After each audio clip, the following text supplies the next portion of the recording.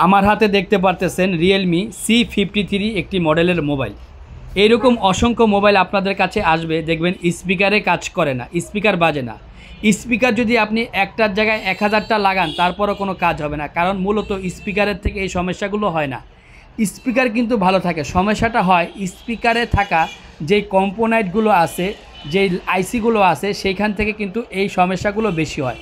তো আজকে আমরা এটাকে স্টেপ বাই স্টেপ একেবারে মেপে টেপে দেখব যে এই প্রবলেমটা কোথা থেকে হয়েছে। স্পিকার থেকে হয় নাই, যেহেতু আমি স্পিকারটা আগেই চেক করছি, আমি 100% শিওর এটা হয়তো কোনো কম্পোনেন্ট থেকে না হয় অডিও আইসি থেকে, আর তা না হলে সিপিইউ থেকে প্রবলেম হয়েছে। তো একেবারে প্র্যাকটিক্যালি আজকে আমি আপনাদেরকে দেখাবো যে এরকম সমস্যা নিয়ে যদি কোনো কাস্টমার আপনার দোকানে আসে তাহলে আপনি কিভাবে স্টেপ বাই স্টেপ এটা রিপেয়ার করবেন। তাই ভিডিওটা কিন্তু খুবই গুরুত্বপূর্ণ, অবশ্যই পুরো ভিডিওটা দেখবেন, দেখলে আপনারই উপকার হবে। এবং অবশ্যই এই ভিডিওটা শেয়ার করে রাখবেন, যাতে পরবর্তীতে এইরকম প্রবলেমজনিত কারণে যদি কোনো কাস্টমার আপনার কাছে সেম প্রবলেম এই মোবাইল নিয়ে, এই সমস্ত মোবাইল নিয়ে আসে, তাহলে খুব সহজে রিপেয়ার করতে পারবেন। তো চলুন দেখেন কিভাবে স্টেপ বাই স্টেপ আমরা প্রবলেমটা ফাইন্ড আউট করি। তো অবশ্যই শেষ পর্যন্ত দেখবেন। এই স্পিকারে আমরা এখন ফুল টেস্ট করব। প্রথমে ডায়োড মোডে নিয়ে দেখব এখানে মান আছে কিনা। দুইটাতেই মান থাকবে, দেখতে পারতেছেন একটাতে মান আছে, এই পাশের এটা মান নাই। এখন এটাকে কন্টিনিউটি মুড করব। কন্টিনিউটি মুড করে দেখব যে এখানে লাইনটা কি শর্ট হয়ে গেছে কিনা। তো দেখতে পারতেছেন লাইনটা কিন্তু শর্ট হয়ে গেছে। হ্যাঁ, এই লাইনটা শর্ট।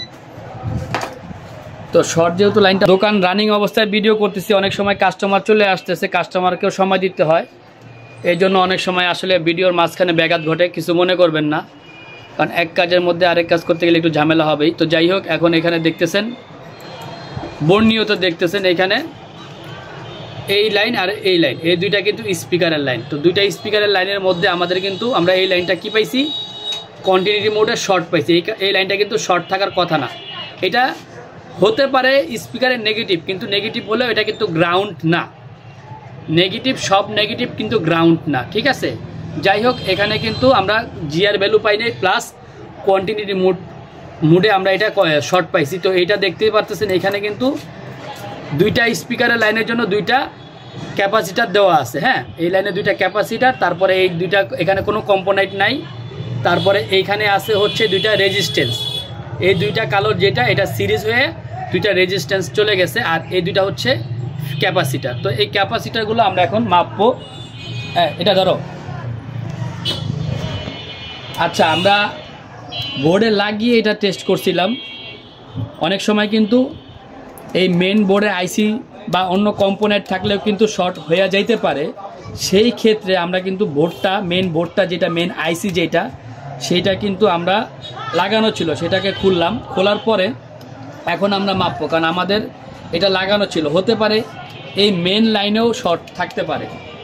আমাদের দেখান দরকার, আমি কাজ দেখাবো, এটি কেন হইতে পারে এই মেন লাইনটাও শর্ট থাকতে পারে। তাই আমরা এটাকে খুললাম। খোলার পরে এখন আমরা আরেকবার মাপবো। মাপার পরে দেখবো যে এই লাইনটা এখন ঠিক আছে না শর্ট হয়ে গেছে। যদি আমাদের এখন ঠিক থাকে তাহলে বুঝতে হবে আমাদের মেন মাদারবোর্ডের সমস্যা। যদি এখানে শর্টটা না থাকে, তো আমরা আরও একবার কন্টিনিউটি মোডে এটাকে চেক করব। হ্যাঁ, এটা কিন্তু দেখেন এই পিসিবিটাই শর্ট আছে, এই পিসিবির মধ্যেই সমস্যা। এই যে এইটা কিন্তু শর্ট নেই, এই লাইনটা শর্ট আছে, দেখতে পাচ্ছেন। কন্টিনিউটি মোডে কন্টিনিউটি দিচ্ছে, বিপ দিচ্ছে। যাই হোক, এখন যেহেতু আমরা এখানে কয়টা দেখছিলাম, এইখানে এই যে ক্যাপাসিটারের এই লাইনটা এখন আমরা মাপবো। মাইপার দেখবো যে এখানে দুইটা ক্যাপাসিটার আছে, একবারে কাছে আনো, একবারে কাছে, ক্যাপাসিটারগুলো যাতে দেখা যায়। এই ক্যাপাসিটার, এটা কোনো ইয়া নাই। হ্যাঁ, এই ক্যাপাসিটারটা আরও সামনে, একবারে সামনে যাতে দেখা যায়। হ্যাঁ, কই এটা ধরে না, ক্যামেরা ধরতে পারে না মনে হয়। ক্যাপাসিটার দুটা দেখি, হ্যাঁ জুম করে দাও, হ্যাঁ জুম করে দাও, এখন ধরতে পারছে। যাই হোক, এই যে ক্যাপাসিটার দেখতেছেন। আচ্ছা, চিকন কিছু একটা নিয়ে নেই। এই যে এখন এখানে আমরা প্রথমে এটা চেক করব এই ক্যাপাসিটারটা। এই ক্যাপাসিটারের এক প্রান্তে গ্রাউন্ড, আরেক প্রান্তে কোনো ভিপ দিচ্ছে না, এটা ঠিক আছে। এখন আমরা এত কাপাকাপি করতেছে কে, এখন আমরা এটা চেক করব। এটা এক পাশে ভিপ দিচ্ছে, অপর পাশেও ভিপ দিচ্ছে। হ্যাঁ, এখন আমরা প্রাথমিক অবস্থায় এই ক্যাপাসিটারটাকে এখান থেকে রিমুভ করব। রিমুভ করে দেখব যে এটা আসলে মূলত ক্যাপাসিটারটাই শর্ট না সামনে আরও কাজ, আর তো ওরকম কোনো কম্পোনেন্ট নাই। বিশেষ করে সামনে কিন্তু একটা রেজিস্ট্যান্স আছে। তো আমরা এখন এটাকে, আচ্ছা এটা যদি ছোটো মাইক্রোস্কোপ দিয়ে করলে ভালো হবে, দেখি।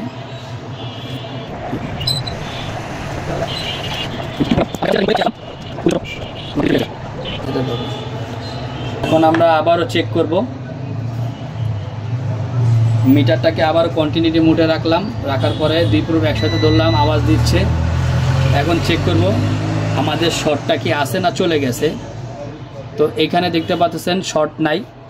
পরবর্তীতে আমরা এইখানেও দিলাম, দেখতে পাচ্ছেন কোনো ধরনের শর্ট কিন্তু দেখাচ্ছে না। ক্যাপাসিটারটা দেখাও তো, এই যে ক্যাপাসিটারটা,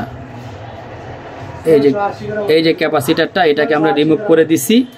এখানে আবার দেখাও, এই যে এখানে, হ্যাঁ এইখানে দেখতে পাচ্ছেন দুইটার একটাও কিন্তু শর্ট দেখাচ্ছে না, দুইটার একটাও কিন্তু শর্ট দেখাচ্ছে না। এটা কিন্তু শর্ট হয়ে গিয়েছিল আর এটা ঠিক ছিল, এখন কিন্তু দুইটাই ঠিক আছে। দেখতেই পাচ্ছেন, আবার দেখাচ্ছি কন্টিনিউটি মোডে, আওয়াজ হয়তো বা আপনারা পাচ্ছেন। এই যে দেখেন, এটাও ঠিক আছে, এটাও ঠিক আছে। এখন আমরা ফিটিং করার পরে দেখব যে আমাদের কাঙ্ক্ষিত কাজটা বা শর্টটা রিমুভ হয়েছে কিনা এবং কাজটা হয়েছে কিনা। এখন আমরা এটাকে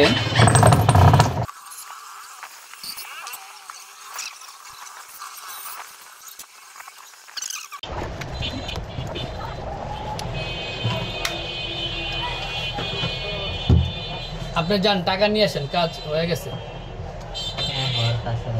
দাঁড়ান, লকটা আরেকবার খুলে দিয়ে যান। ভাই লক তো খুলে যান না, এমন লক এটা হ্যাঁ সারা জিন্দগির কেউ খুলতে পারে না।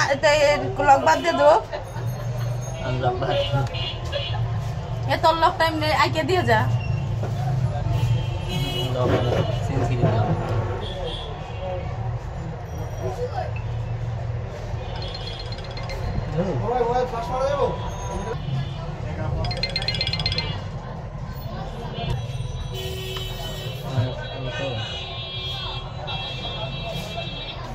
ওয়ালটন লক ভুলে গেছেন, 300 টাকা পড়বে, 10 মিনিট। তো দেখতেই পাচ্ছেন আমাদের আলহামদুলিল্লাহ কাজটা কিন্তু সাকসেস হয়েছে। সামান্য একটা ক্যাপাসিটার শর্ট থাকার কারণে আমাদের এই লাউড স্পিকারটা কিন্তু বাজতেছিল না।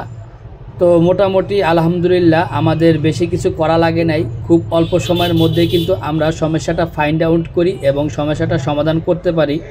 তো এইরকম অসংখ্য মোবাইল যদি আপনাদের কাছে আসে, স্পিকার চেঞ্জ করার পরও যদি না হয়, তাহলে চেষ্টা করবেন আশেপাশে এর সাথে যে কম্পোনেন্টগুলো যুক্ত আছে সেগুলোকে চেক করার জন্য। ভিডিওটা আবারও বলতেছি, শেয়ার করে দিবেন।